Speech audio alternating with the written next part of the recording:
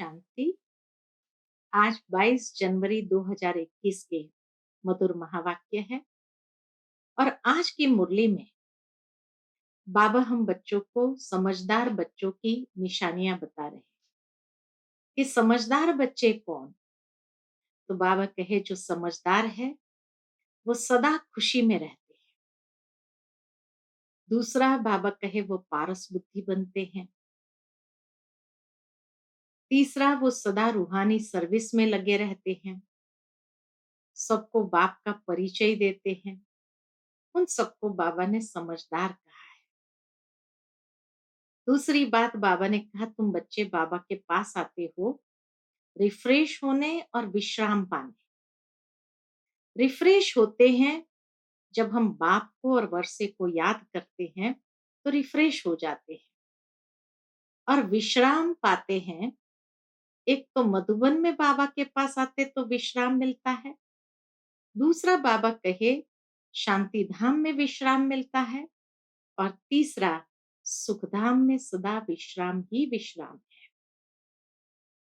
तो रिफ्रेश होना और विश्राम प्राप्त करना, ये दो बातों के ऊपर बाबा ने बहुत अच्छी बातें सुनाई।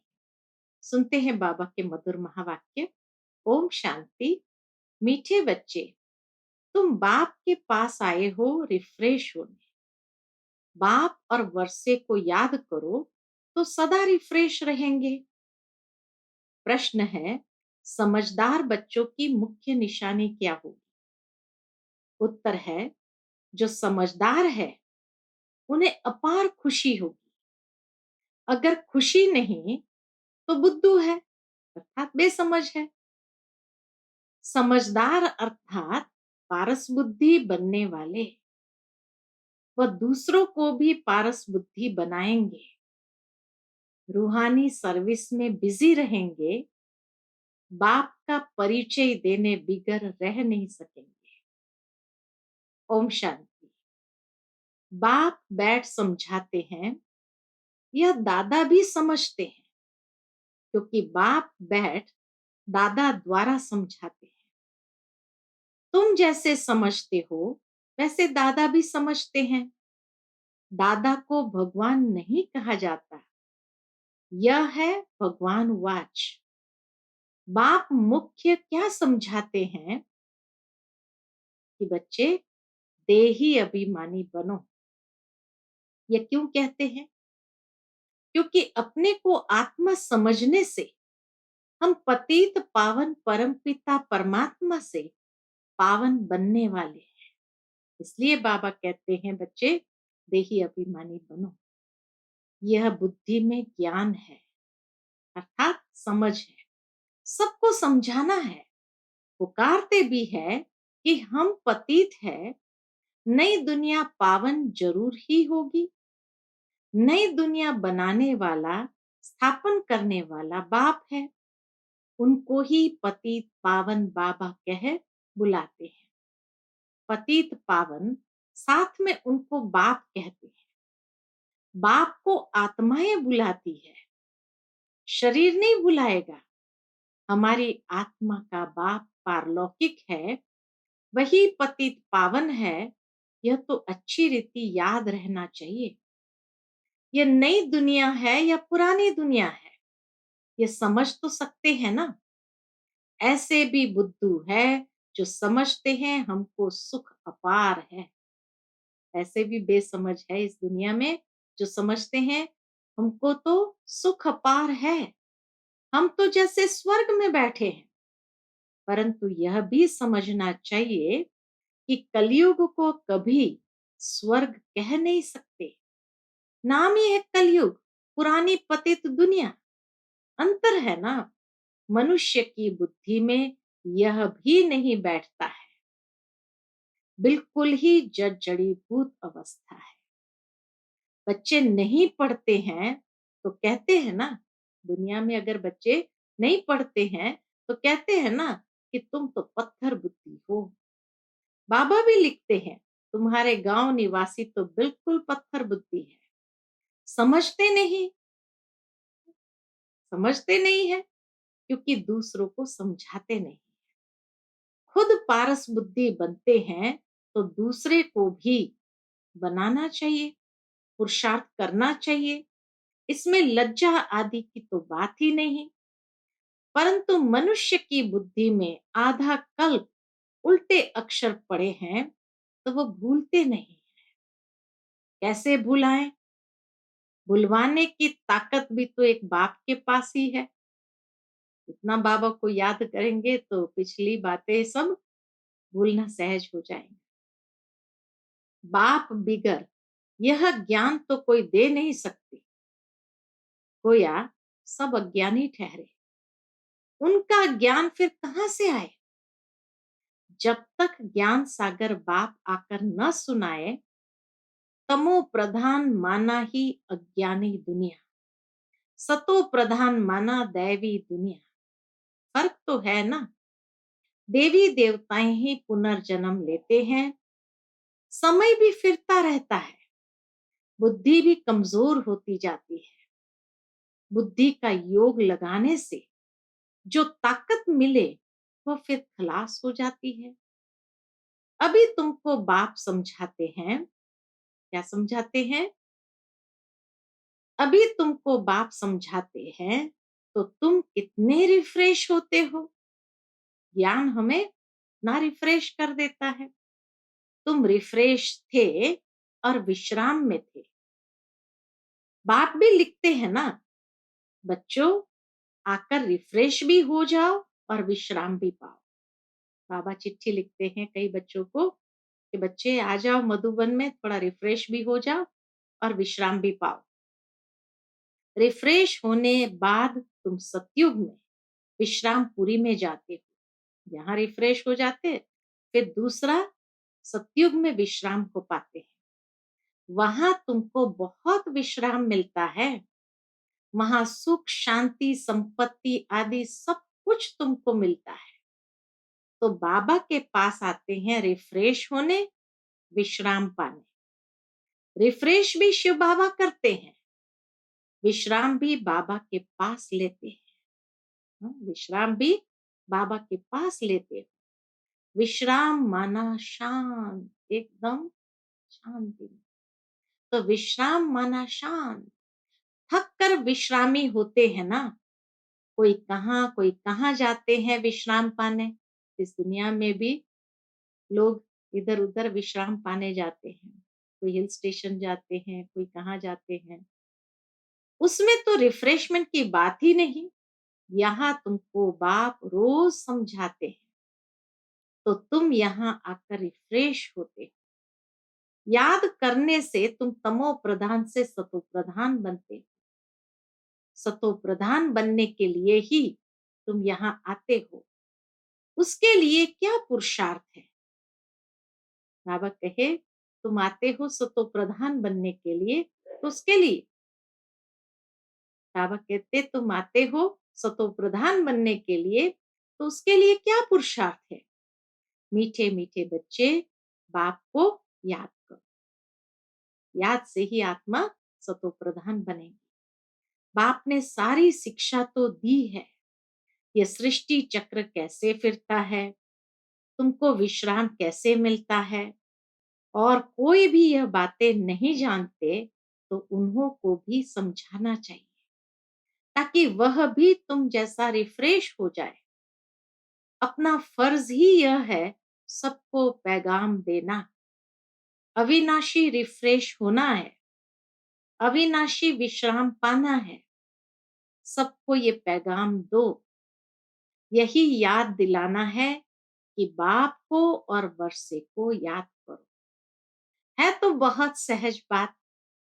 बेहद का बाप स्वर्ग रचते हैं, स्वर्ग का ही वर्षा देते हैं। अभी तुम हो संगम युग पर। माया के श्राप और बाप के वर्षे को तुम जानते हो।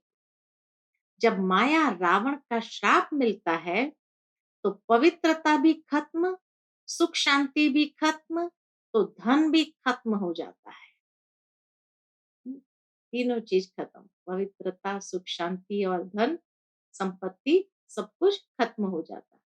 कैसे धीरे धीरे खत्म होता है वह भी बाप ने समझाया है।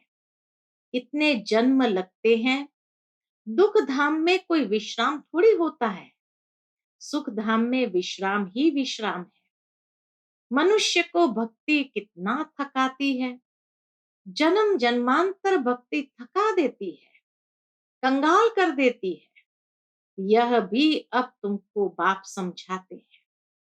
नए नए आते हैं तो कितना समझाया जाता है।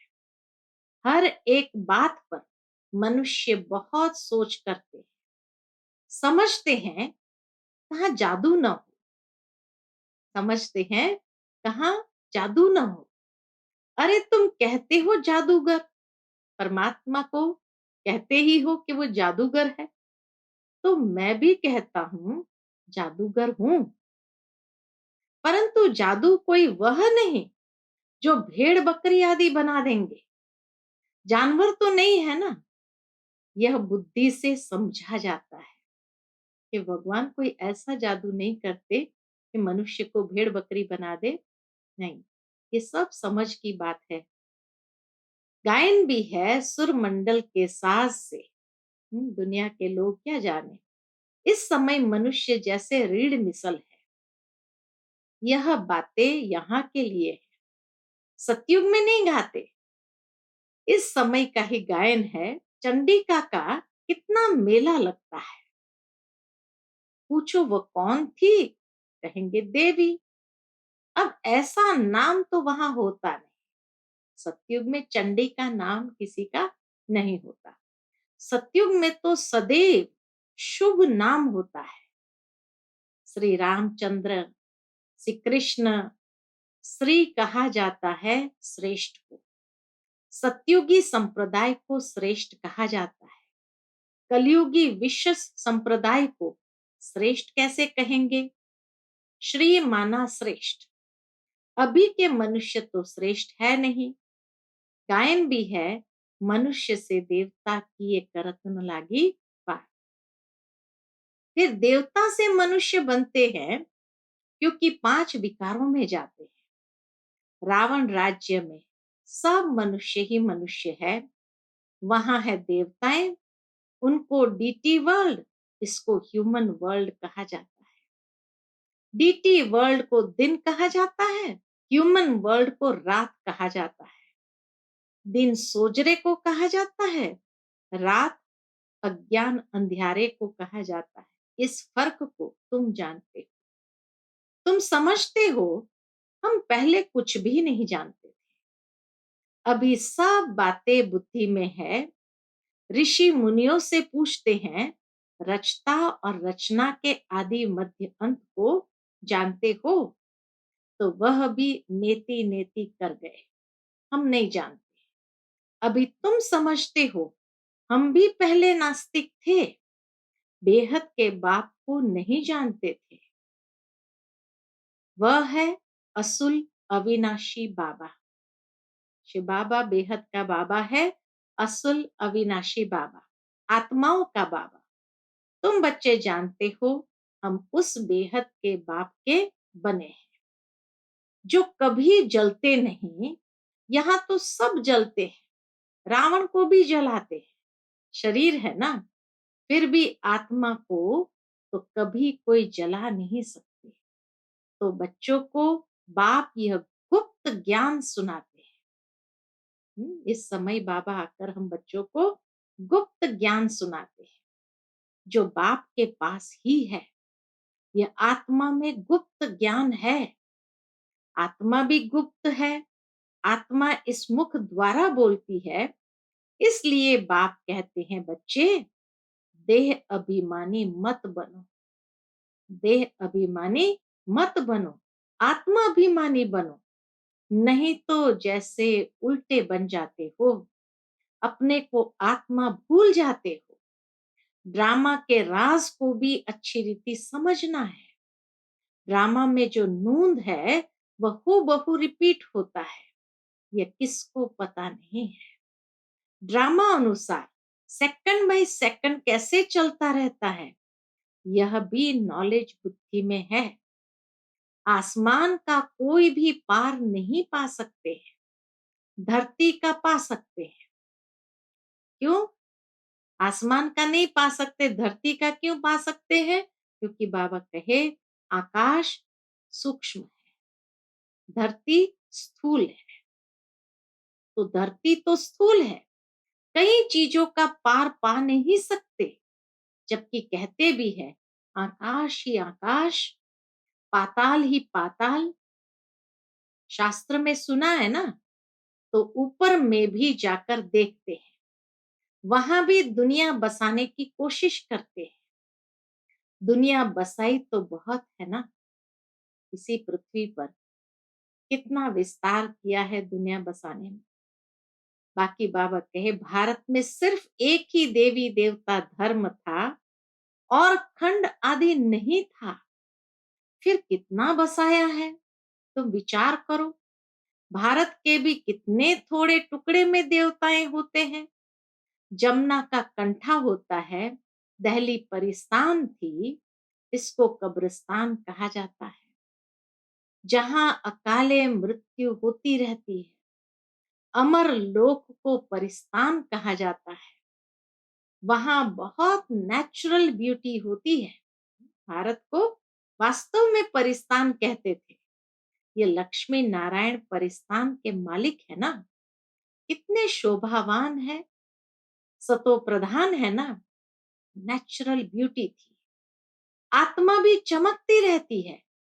बच्चों को दिखाया था कृष्ण का जन्म कैसे होता है, सारे कमरे में ही जैसे चमत्कार हो जाता है। हाँ, माना इतना प्रकाश प्रकाश हो जाता है। तो बाप बच्चों को बैठ समझाते हैं, अभी तुम परिस्तान में जाने के लिए पुरुषार्थ कर रहे हो, नंबरवार तो जरूर चाहिए। एक जैसे सब हो न सके, विचार किया जाता है, इतनी छोटी आत्मा कितना बड़ा पार्ट बजाती है। शरीर से आत्मा निकल जाती है तो शरीर का क्या हाल हो जाता है। सारी दुनिया के एक्टर्स वही पार्ट बजाते हैं जो अनादि बना हुआ है। ये सृष्टि भी अनादि है, उसमें हर एक का पार्ट भी अनादि है। उनको तुम वंडरफुल तब कहते हो जबकि जानते हो ये सृष्टि रूपी झाड़ है। बाप कितना अच्छी रीति समझाते हैं ड्रामा में, फिर भी जिसके लिए जितना समय है उतना समझने में समय लेते हैं। बुद्धि में फर्क है ना, आत्मा मन बुद्धि सहित है ना, तो कितना फर्क रहता है। बाबा कहे बच्चों को मालूम पड़ता है हमको स्कॉलरशिप लेने की है, तो दिल अंदर खुशी होती है ना। यहां भी अंदर आने से ही एम ऑब्जेक्ट सामने देखने में आती है, तो जरूर खुशी होगी ना। अभी तुम जानते हो यह बनने के लिए, ये लक्ष्मी नारायण बनने के लिए यहाँ पढ़ने आए हैं, नहीं तो कभी कोई आ ना सके। यह है एम ऑब्जेक्ट। ऐसा कोई स्कूल कहाँ भी नहीं होगा जहां दूसरे जन्म की एम ऑब्जेक्ट को देख सके। तुम देख रहे हो यह स्वर्ग के मालिक है, हम ही यह बनने वाले हैं। हम अभी संगम युग पर है, न उस राजाई के हैं न इस राजाई के हैं, हम बीच में है, जा रहे हैं। खेवैया बाप भी है निराकार, बोट आत्मा भी है निराकार। बोट को खींचकर परमधाम में ले जाते हैं, इनकॉर्पोरियल बाप इनकॉर्पोरियल बच्चों को ले जाते हैं। बाप ही बच्चों को साथ में ले जाएंगे। ये चक्र पूरा होता है, फिर हू बहू रिपीट करना है। एक शरीर छोड़ दूसरा लेंगे, छोटा बनकर फिर बड़ा बनेंगे। जैसे आम की गुठली को जमीन में डाल देते हैं तो उनसे फिर आम निकल आएंगे। वह है हद का झाड़, यह मनुष्य सृष्टि रूपी झाड़ है। इनको वैरायटी झाड़ कहा जाता है। सतयुग से लेकर कलयुग तक सब पार्ट बजाते रहते हैं। अविनाशी आत्मा 84 के चक्र का पाठ बजाती है। लक्ष्मी नारायण थे जो अब नहीं है। चक्कर लगाए अब फिर यह बनते हैं।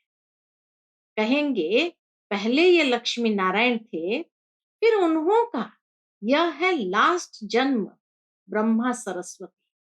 अभी सबको वापस जरूर जाना है।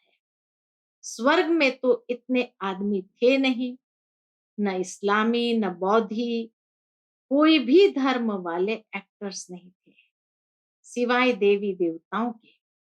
ये समझ भी कोई में नहीं है। समझदार को टाइटल मिलना चाहिए ना। जितना जो पढ़ता है नंबरवार पुरुषार्थ से पद पाता है। तो तुम बच्चों को यहाँ आने से ही यह एम ऑब्जेक्ट देख खुशी होनी चाहिए।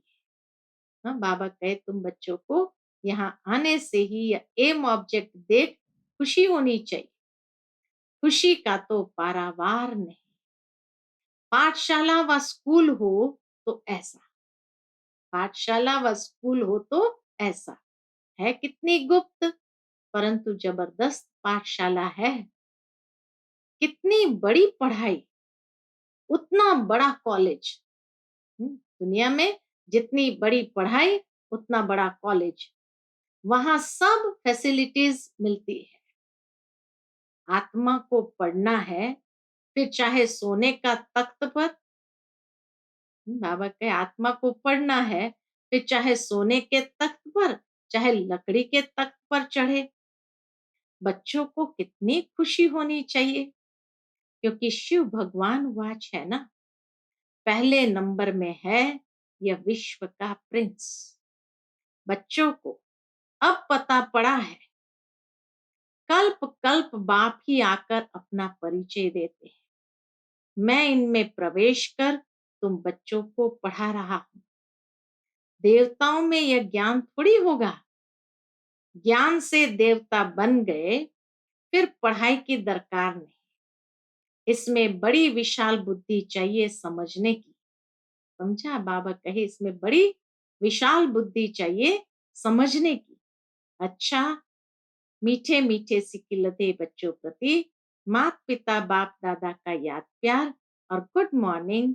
रूहानी बाप की रूहानी बच्चों को नमस्ते। हम सब रूहानी बच्चों की रूहानी माता पिता बाप दादा को याद प्यार, गुड मॉर्निंग और नमस्ते नमस्ते। शुक्रिया बाबा, शुक्रिया। आज की मुरली से धारणा के लिए मुख्य सार। पहली पॉइंट, ये पतित दुनिया का बुद्धि से संन्यास कर पुरानी देह और देह के संबंधियों को भूल अपनी बुद्धि बाप और स्वर्ग तरफ लगानी। दूसरी पॉइंट, अविनाशी विश्राम का अनुभव करने के लिए बाप और वर्षे की स्मृति में रहना है। सबको बाप का पैगाम दे रिफ्रेश करना है। रूहानी सर्विस में, बाबा कहे रूहानी सर्विस में लग जाना है। रूहानी सर्विस में लज्जा नहीं करनी है। रूहानी सर्विस में कभी लज्जा नहीं आनी चाहिए। आज का बाबा का मधुर वरदान है, सदा बाप के सन्मुख रह खुशी का अनुभव करने वाले अथक और आलस्य रहित भव। सदा बाप के सन्मुख रह खुशी का अनुभव करने वाले अथक और आलस्य रहित भव।